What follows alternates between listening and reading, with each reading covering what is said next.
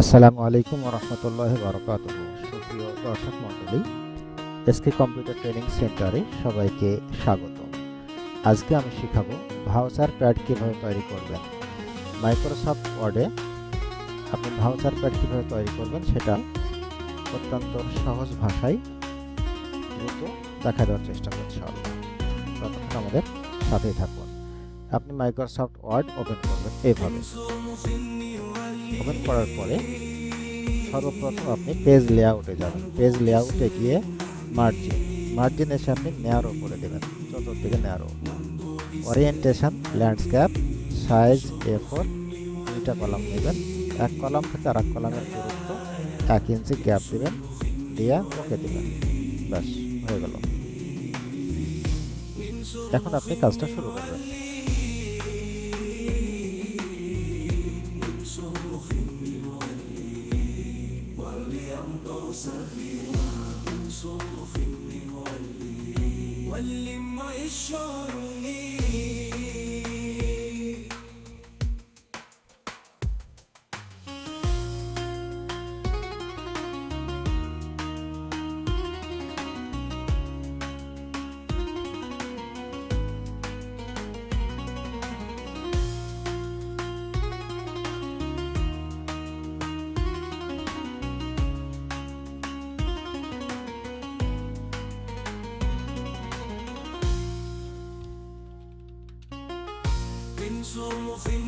Control A, select ওয়াল।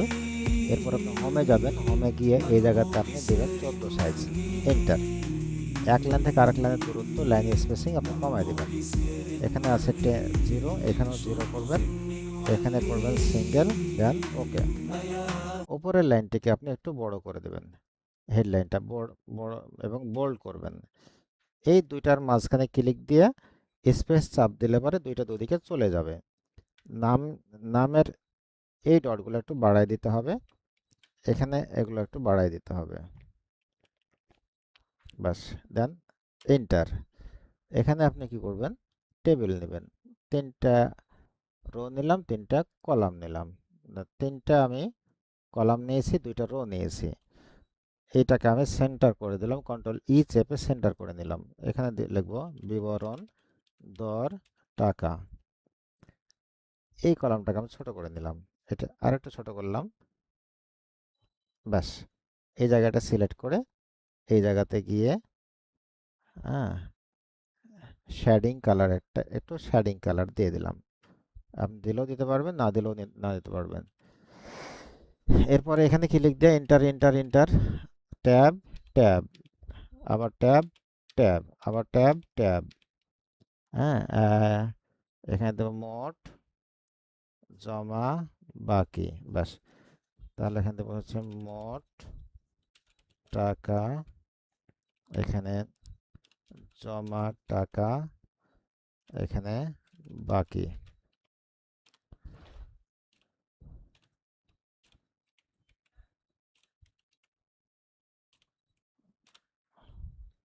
ব্যাস, এই জায়গাটাকে মার্জ অ্যান্ড সেন্টার মার্জ করতে হবে। এটাকেও মার্জ, এই জায়গাটাকেও মার্জ। এবার এই লেখাগুলোকে কন্ট্রোল আর চেপে রাইট ডান দিকে নিতে হবে। এবার এখানে লিখব কথায়, dot dot dot dot dot চলে যাবে শেষ পর্যন্ত। তারপরে এন্টার, আরেকটা এন্টার। ক্রেতা স্বাক্ষর,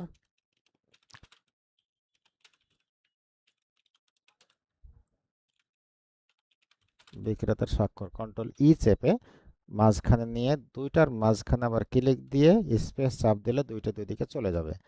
ব্যাস, হয়ে গেছে কাজ। এবার এই যে বিবরণের এই ফাঁকা জায়গাটাতে আবার গিয়ে এন্টার চাপ দিলে এটা নিচের দিকে চলে আসবে। ব্যাস, হয়ে গেছে। আমাদের কাজটা প্রায় শেষ। এখন টোটালটাই কাজ শেষ হয়ে গেছে। এখন উপরের জায়গাটা যদি আমরা ডিজাইন করতে পারবো। যদি বলি না, ডিজাইন দরকার নাই, যেভাবে আছে এভাবে ঠিক আছে, তাহলে এইভাবে আপনি এইভাবে টোটালটাই সিলেক্ট করার পরে কন্ট্রোল সিতে কপি, অথবা হোমে গিয়ে এই যে কপি, তারপরে একদম লাস্টে কার্সরটা রেখে একবার এন্টার চাপ দিলে পরে আমাদের কলাম ব্রেক হয়ে গেছে। এখানে কার্সরটা এসেছে। এবার আমি কন্ট্রোল ভি চাপে পেস্ট করব, অথবা এখান থেকে হোম থেকে পেস্ট করে দিলাম। দেখুন এই লেখাটি এইদিকে চলে গেছে। বাস, এবার কন্ট্রোল অল্টার আর প্রেস করে আমরা একটু প্রিভিউ দেখব।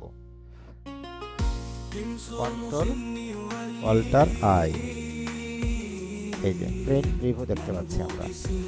তাহলে এখন যদি আমার 10টি ভাউচার লাগে, তাহলে একটি বের করার পরে, প্রিন্টার দিয়ে বের করার পরে আমরা এটা কি করব, ফটোকপি করে নেব।